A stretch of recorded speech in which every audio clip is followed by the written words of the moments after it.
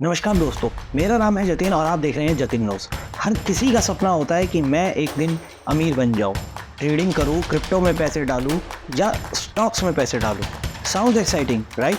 पर सच बताओ, जब आप बिना किसी स्ट्रॉन्ग फाइनेंशियल फाउंडेशन के ट्रेडिंग करते हैं या क्रिप्टो, स्टॉक्स ऐसी चीज़ों में पैसे डालते हैं तो आप अपने हार्ड अर्न्ड पैसे को गैम्बल कर रहे हैं। आज मैं आपको 5 स्टेप्स बताने वाला हूँ जो आपकी हेल्प करेंगे आपके फाइनेंशियल फाउंडेशन को स्ट्रॉन्ग बनाने में, जो आपके फ्यूचर को सिक्योर करने में आपकी हेल्प करेंगे। और यही तो आपको चाहिए, राइट? इन 5 स्टेप्स को फॉलो करने का रीज़न ये है कि अगर आप चाहते हैं आप अपनी फैमिली, अपना फ्यूचर सिक्योर करके रख सकें, तो आपको ये 5 स्टेप्स मिस नहीं करने चाहिए। किसी भी तरीके की इन्वेस्टमेंट, किसी भी तरीके की ट्रेडिंग या स्टॉक्स में पैसे लगाने से पहले आपको ये 5 स्टेप्स ज़रूर फॉलो करना चाहिए। बिना किसी देरी के चलिए शुरू करते हैं हम इस वीडियो।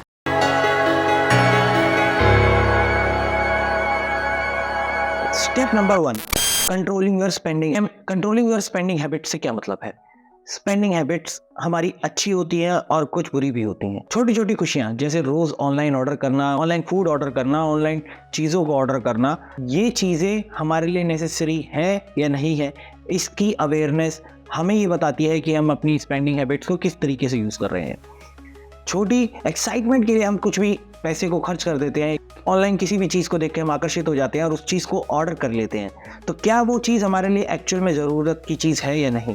हमने एक कोट पढ़ा था कहीं, if you don't need don't buy. लोगों की हैबिट आजकल ऐसी हो गई है कि उन्हें नीड है या नहीं है, बट अगर कोई 100 रुपये की चीज़ उन्हें 70 रुपये में दिख रही है, जिसकी एक्चुअल प्राइस मार्केट में, ऑफलाइन मार्केट में भी अगर 50 रुपये है, तो वो 70 रुपये की चीज़ को परचेज़ कर लेंगे बिना इस चीज़ को सोचे हुए कि हमें इस चीज़ की एक्चुअल में नीड है या नहीं। तो सबसे पहले हमें ट्रैक डाउन करना है कि हमारी स्पेंडिंग हैबिट्स कैसे यूज़ हो रही हैं, हम अपने पैसे को कहाँ खर्च कर रहे हैं। इसके लिए आप कुछ ऐप्स को यूज़ कर सकते हैं जो आपके एक्सपेंस ट्रैकर का काम कर सकती हैं। उससे आपको ये पता लगेगा कि आप अपने पैसे को कहाँ खर्च कर रहे हैं। मंथ एंड में आपके पास एक डेटा होगा जहाँ से आप ये पता लगा सकते हैं कि कौन सी चीज़ें आपके लिए नेसेसरी थी और कौन सी चीज़ें आपने एक छोटी सी एक्साइटमेंट के लिए खरीदी। अगर आपने इन चीज़ों पर कंट्रोल नहीं डाला तो मैं आपको गारंटी देता हूँ आपका फ्यूचर ये स्पेंडिंग हैबिट्स ले डूबेंगी। पैसा तो उड़ता रहता है, पर आपको ये पता होना चाहिए कि आपका पैसा कहाँ जा रहा है। इस चीज़ को ट्रैक डाउन करना आपकी रिस्पॉन्सिबिलिटी है, क्योंकि अमीर आपको बनना है और किसी को नहीं। ज़ोमैटो वाले को अमीर आप बना देंगे, मिंत्रा वालों को अमीर आप बना देंगे, पर आपको अमीर क्या वो लोग बना पा रहे हैं? क्या आपके जीवन में एक एसेट भी क्रिएट कर पा रहे हैं वो लोग? नहीं। तो आपको अपने ट्रैक डाउन करना पड़ेगा। मैं ये नहीं कहता आप ऑनलाइन शॉपिंग को बंद कर दीजिए, पर चीज़ें वो खरीदिए जो आपको नीड हो। जब आपको उनकी नीड हो तब खरीदिए, अदरवाइज उन चीज़ों को आप अवॉइड कीजिए। अब हम बात करेंगे सेकंड स्टेप की, building an emergency fund. Emergency fund क्या है? वो फंड जो आपके लिए इमरजेंसी के टाइम पे काम आएगा। ना दोस्त, ना रिश्तेदार, ना कोई परिवार, कोई काम नहीं आएगा। इमरजेंसी के टाइम पे सिर्फ आप अपने लिए खड़े होंगे। अपनी इमरजेंसी में सिर्फ आप अपने साथ खड़े होंगे। अगर आपके साथ दोस्त, रिश्तेदार या परिवार खड़े हैं तो आप बहुत खुशनसीब हैं, पर हो सकता है कि फाइनेंशियली वो भी आपको सपोर्ट ना कर पाए। तो आपको फाइनेंशियली सपोर्ट उस टाइम पे आप ही कर पाएंगे। उसके लिए आपको चाहिए एक इमरजेंसी फंड। इमरजेंसी फंड आप 6 महीने से स्टार्ट करके 1 साल तक ले जा सकते हैं।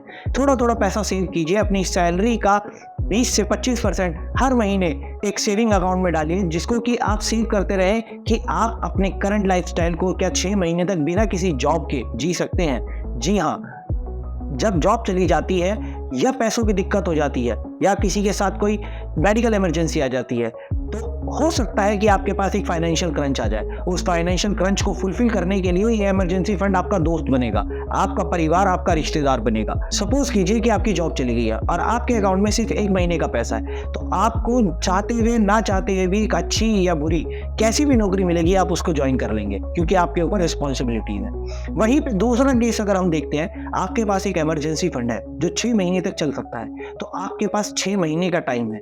आप अपनी पसंद की जॉब 6 महीने तक ढूंढ सकते हैं, क्योंकि आपका करंट लाइफस्टाइल सेम उसी तरीके से चलेगा जैसा आपकी जॉब के टाइम पे चल रहा था। इसीलिए इमरजेंसी फंड सबसे ज्यादा जरूरी है। बात करते हैं हम स्टेप नंबर 3 की, एलिमिनेट हाई इंटरेस्ट डेट। यहाँ पे मैंने नाम इसका हाई इंटरेस्ट डेट जरूर रखा है, पर आपको समझना पड़ेगा जितने भी कर्जे आपके सर पर हैं, जितने भी लोन्स, ईएमआईज आपके सर पर हैं, आपको उन सबको एलिमिनेट करना पड़ेगा। क्रेडिट कार्ड, ईएमआईज, आपका पर्सनल लोन, होम लोन, जिस तरीके का भी लोन आपके सर पर है, जितनी जल्दी आप उससे फ्री हो सकते हैं उतना जल्दी फ्री होगी। क्योंकि अगर आप इंटरेस्ट को अपना दुश्मन मान के चलेंगे, अगर आप अपने लोन को अपना दुश्मन मान के चलेंगे, तो मैं आपको गारंटी देता हूं आने वाले कुछ ही टाइम में आप फाइनेंशियली फ्री हो जाएंगे। और यही इस वीडियो का मकसद है। स्टेप नंबर 4 के बारे में बात करेंगे। ये स्टेप बहुत ही नॉर्मल और सिंपल है। इस स्टेप में आपको कुछ भी नहीं करना है, सिंपल सी हैबिट बनानी है। सैलरी आते ही अपना 20 से 30% पैसा आप एक सेविंग अकाउंट में डालेंगे, जिस पैसे को आप बिल्कुल भी यूज नहीं करेंगे। ना वो आपके इमरजेंसी फंड में जाएगा, ना आपकी किसी इन्वेस्टमेंट या किसी नीड में जाएगा। सेविंग हैबिट आपके इसलिए काम आती है कि आपको एक डिसिप्लिन सिखाती है। ये चीज आपको ये बताती है कि जब भी मैं कुछ पैसा कमाऊंगा तो उस पैसे में से मैं इतना परसेंटेज एक पैसा अपनी सेविंग्स के लिए रखूंगा, जो कि आपको फर्दर नीड्स के लिए काम आता है। इसको हम ना इमरजेंसी फंड में रखेंगे, ना किसी इन्वेस्टमेंट में, ना हम अपनी नीड्स में यूज करेंगे। शुरुआत में एज अ बिगिनर हमें ये स्टेप फॉलो करना पड़ेगा। हम इस स्टेप पे इन्वेस्टिंग को भी रख सकते थे कि जब तक हमारे अंदर डिसिप्लिन नहीं आता या चीज़ों की नॉलेज नहीं आती तो हम इसको एज ए सेविंग रखेंगे। रीज़न, अगर आप किसी म्यूचुअल फंड में भी पैसा डालते हैं, आप 5 साल से पहले उस पैसे को निकाल सकते हैं। इसकी पॉसिबिलिटीज बहुत हाई हैं। क्यों? क्योंकि आपको हो सकता है किसी चीज़ की नीड हो जाए और आपके पास उस टाइम पे पैसे का क्रंच हो, तो आप या तो अपने इमरजेंसी फंड को खराब करेंगे, जिसको कि हमें बिल्कुल भी नहीं कर रहा, या फिर आप किसी से कर्जा लेंगे, या फिर आप किसी कार्ड से परचेज कर लेंगे। पर हमें वो सारी चीज़ें नहीं करनी है, उन्हें अवॉइड करना है। तो हम अभी इनिशियली अपनी सेविंग्स को इंक्रीज करना शुरू करेंगे, जिससे क्या डिसिप्लिन मिलेगा कि हम अपना बजट भी फिर उस हिसाब से डिसाइड करेंगे कि हमारे सेविंग्स को भी इम्पैक्ट ना हो, हमारी इन्वेस्टमेंट के अमाउंट को भी इम्पैक्ट ना हो, हमारे इमरजेंसी फंड को भी इम्पैक्ट ना हो। अब 5th स्टेप पे आते हैं। 5th स्टेप सबसे बेसिक चीज, सबसे ज्यादा जरूरी चीज, अपने आप को एजुकेट करना। एजुकेट करना कैसे? अरे भाई मैं तो ग्रेजुएट हूँ, मैं तो एमकॉम हूँ, मैं तो सीए हूँ, मैं तो डॉक्टर हूँ। नहीं, एजुकेट फाइनेंस से रिलेटेड करना, अपनी फाइनेंशियल स्टैंडर्ड्स को समझना, अपनी फाइनेंशियल रिस्पॉन्सिबिलिटी को समझना, अपने फाइनेंशियल स्टेटस को समझना। बुरा मत मानिएगा, पर आधे से ज्यादा लोग आईफोन खरीद लेते हैं किस्तों पे, ईएमआईज पे, और अगर उसकी एक स्क्रीन या उसका एक पार्ट भी खराब हो जाए तो वो उसको ठीक नहीं करा सकते, क्योंकि वो ईएमआई पे नहीं मिलता। आईफोन आपको ईएमआई पे मिल जाता है, पर आप जब उसकी रिपेयरिंग कराने जाते हैं तो कितने % चांसेस है कि आपको वो ईएमआई पे रिपेयर होके मिल जाएगा?